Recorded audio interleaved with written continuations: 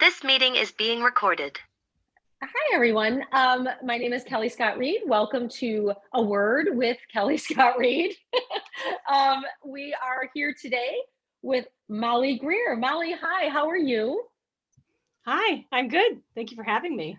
This is great. Oh, no worries. We're excited to speak with you. Molly has been published by the Rough on Yacht Press, which is, I am the assistant editor-in-chief. We wanted to highlight a writer. We always want more people to join as well. But what we really want to do today is just get some questions to you, to get some of your insights of how what helps you be a writer, some things that inspired you, stuff along those lines. So the first question is for you to tell us a little bit about you. Go for it. Okay. Yeah, well, thanks for having me. My name is Molly Greer. I grew up in outside of Washington, D.C. I live in Maryland right now, kind of in the western part of the state, so it's a little more rural. I've been writing pretty much my whole life, and as I got older, it pretty much has, mostly been poetry.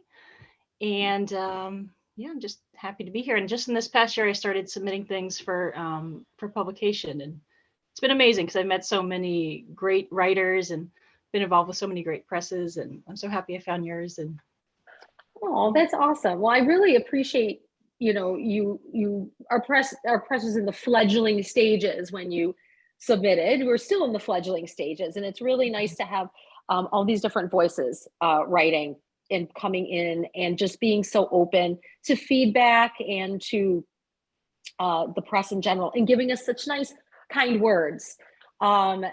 Well, the first question we're going to do is, and this is kind of interesting, and I think maybe you've got them ahead of time. What was a moment in your life where you realized that words had power? I think thinking back on that, I guess, when I was younger, I always had a diary. And so I would always write down all my words. And then at some point, I must have been pretty young, but I started writing poems. And I don't really remember what most of them were about, but my grandmother died when I was younger. And the one that I do remember was that I wrote a poem about my grandmother after she died. And I feel like that was a way, I think that was my first experience of using poetry as a way to process hard, just difficult times in your life, loss. And so I feel like that was the first time I actually went and really found out that power of how it can be more of a healing medium. When you go back, do you look at your journals? Do you ever go back and just say, oh, I'm going to look through my journals and see where I was at this point in time? And then do you not even recognize yourself? Because I know that's happened to me. I have done it. I have them all saved, except for like when I was a kid. I don't know if I have, I don't know if I have like the ones from my childhood, but as an adult, I do have all of them in like this Tupperware. But I think over the years, I've moved so many times that it's taped up. And I think I've opened them up and taken a look like a couple times, but I generally don't. So like I cut, it's something where I don't know why I can't get rid of them, but I just kind of write everything down and well, throw them in. That's so cool. It is cool though to have that kind of, because someday when you're old and you have nothing to do, maybe you'll go back and read. My husband and I write to each other in journals. We used to do it daily. Now it's a little bit like, oh, a pandemic hit, so let's write in a journal kind of thing. Yeah. So, and sometimes I'll read back on them and I'm just like, oh, what a good time that was. Because your memory loses certain details that you can put down in your writing. So maybe as when we're older, we'll look back on those old journals and get something from them. The second question is, what is your writing kryptonite? So what is something that just stops your creative process? I think this one, it's kind of like a twofold. I think it's like kind of deadlines and structure, or like too much pressure, which is also funny because also sometimes the only way I can finish a poem is if I'm trying to meet a deadline. So it's sort of like, but it's one of those things, if I put too much pressure on myself, I try to make goals, but then also give myself the flexibility because I enjoy writing, but if I start making goals where I have to get this, I have to get 5 poems because I want to submit to this journal by this date, it tends to just like halt my process and just really, I think it's just the pressure of it. It's kind of an unnecessary extra burden. So Mhm. it's kind of, so it's odd. I'm trying to figure it out. I definitely haven't figured out the right balance, but Yeah. I think you'd be surprised how many people answer that question very similarly. oh, I think really? that there's some, yeah, I think there's some writers like who are inspired writers, like something inspires you and then you're like, yes. And it kind of is this really flow. And then there's writers who go, I can write for 20 minutes every morning and I write something good for 20, and they can get into that routine. And then there's a combination of both, which it sounds like you're one of those people. Like you don't like to have a deadline, but when you do, then you can really click it out. That's interesting. Um, what was the I'm sorry, my brain is mush. It's late, and you don't realize how much your brain gets used up. I teach yoga, so I just taught a yoga class, and I'm like, okay, put your arm here. Like I want to start telling you to do yoga stuff. So I'm really sorry. I was going to ask you a question. Um, uh, oh, if you weren't writing, how would you, or unable to write, how would you be expressing your creativity? I think I do have I'm one of those people who picks up like random hobbies pretty easily, like anything Mhm. creative. Um, Probably, but ceramics I did for a long time. And I love Oh. pottery. Like there's something just so calming and just using your hands. It's just kind of like meditative almost. So I think that's probably like of all my random hobbies I've picked up over the years. That would probably be the one that would be the closest to a replacement to writing. So do you have your own like wheel and stuff along those I don't. I wish that's like my dream. lines? So I don't know, maybe like the 10-year plan. Yeah, That's I awesome. did I think it was in college. Somehow a friend of mine and I both found out we did pottery, and we found like she got a wheel. We found like I got clay. We created this little studio of ourselves in this lab they weren't using at school. And that was such a great time. Like we were just kind of pulled things together, and I figured eventually, down the road I'll try to make a space and do a little studio, but things are kind of busy now, so Got it. Oh my God. Well, that's really, yeah. And for a lot of folks we've been talking to also say that something like a painting and creating with their hands or something physical has been something that they say. So there's like this duality of the creative process, both physical, even though writing's physical. Um, there's a difference of creating something from ether into a solid form than just yeah. putting something from your mind. It's a very different process. That's really cool. Mhm. And the final question I'm going to have to look at because I'm just in your, I'll just have to edit this out, me being a fool and can't remember the last question. I did these multiple times. I was fine. I don't know why. But I have a little bit of attention deficit. So sometimes my brain just has a real hard time completing what I'm doing Isn't it without me what check. is the most difficult part of your process? Of Oh, course it is. Thank you, brain. See that she's my I couldn't brain. remember either. I had them before. So. But you're not doing this multiple times a day. There's a problem. I just did this, but she's my brain. What you have to understand is she's my brain. I'm That's the good. physical manifestation of words, and she's the brain. Okay. Yes, that is the question. Oh yeah. So the most difficult part of my process is definitely the editing part. Ah, Um I feel like I have probably more half poems than I do finished poems because I'll come up mhm. with this idea and I'll have I'll write an ending or I'll write a beginning, and then it's the going back and the fleshing it out and then that final polishing up so that I like it. And that sometimes it just takes forever because I get really picky and I can kind of over edit as well.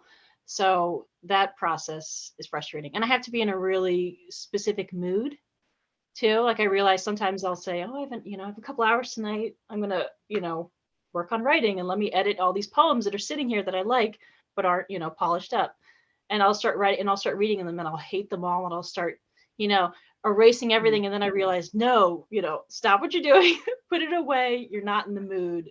Like I just have to, so that happens sometimes. I just have to kind of slam the laptop shut and say, I'm going to have to wait. So it's this weird, long, it's kind of a drawn out process of I have to be in the exact right mood. I have to have the time. And then, Well, you've heard of our petites. You can send some of those little fragments into the press. Yeah. and we do, and we have like a little thing where we pick the best one. So like fractions of ideas are so great to see. And some of them are really powerful. Like, so my husband and I write songs sometimes, and we'll have this great line and we'll be so excited about it. And then we can't write anything around it. It just, that's the end. But it's a great line and we don't want to lose it.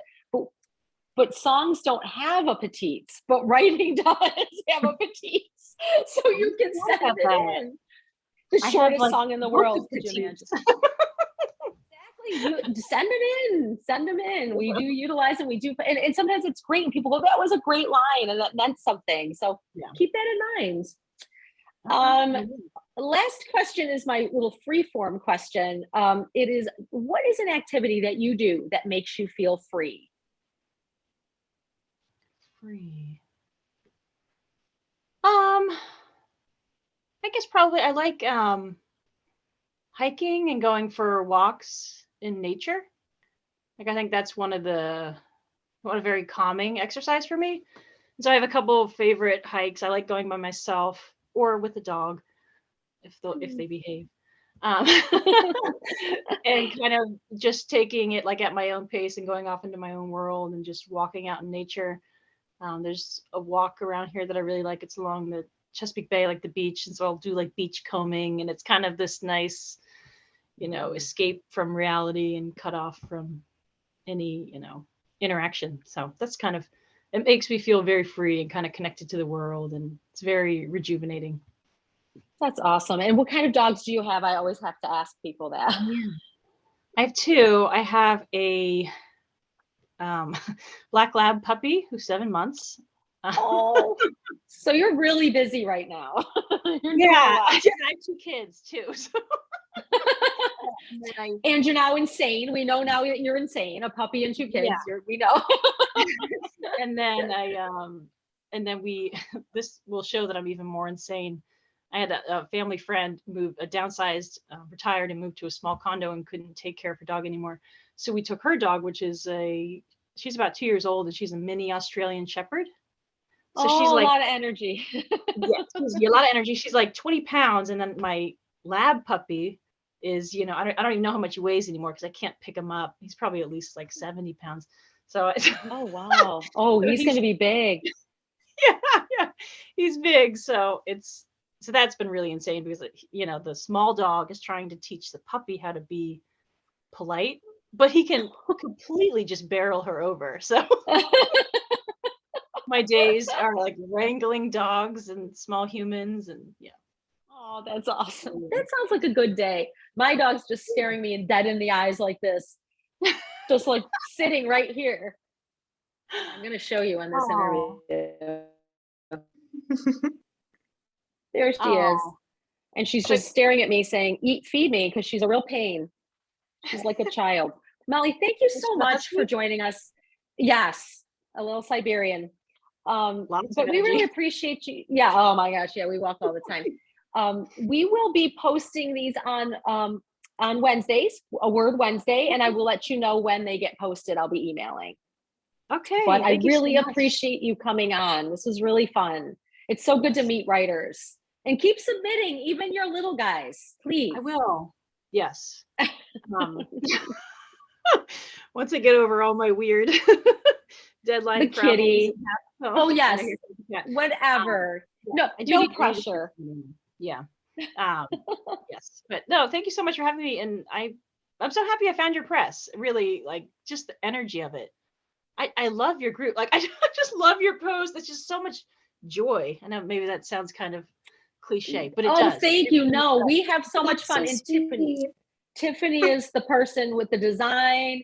Her design is insane. It's beautiful. She's super skilled. And we love each other very much. The three of us, we work together at our regular jobs. So we get to be together every day, all day. So we know each other really well. And that's part of the fun, that we just have a sense, we go back and forth with each other kind of seamlessly. We can be very honest with each other, which is really great. Hold on. I just need you to plug anything you're working on. Oh, your energy like comes through really strong, like in the, just through the Twitter page and everything. You could just tell that you all are having a blast. And thank you. Thank you so much. I appreciate that. Oh, sorry. Yeah. I want her to plug something. Do you have anything you're working on that is going to be published, or that any magazines you are currently published in? I have, I have 2 publications that are coming out later this year. I have a poem that's coming out with Whale Road Review in June, which I'm really excited about. And then I have a poem coming out in 34 Orchard next fall. But I do have, so I'm really excited about those 2. And then I have kind of at the end of the year, I had a whole bunch of things were published at once. So I have, it's like the first week of this year, I have something in Kissing Dynamite. See, now I'm going to blank. Yeah, I'm blanking. Yeah, so I'll just talk about the ones that are in the future. No worries. You can message us and just let us know. We'll put it at the bottom of when we post it. I'll send you my recent ones. Good. Oh my gosh, Molly, thank you so much. And I hope you have a great rest of your evening. It's been a pleasure. Yes, thank you. You too. Have a great night. All right, bye. Have a good one. Bye.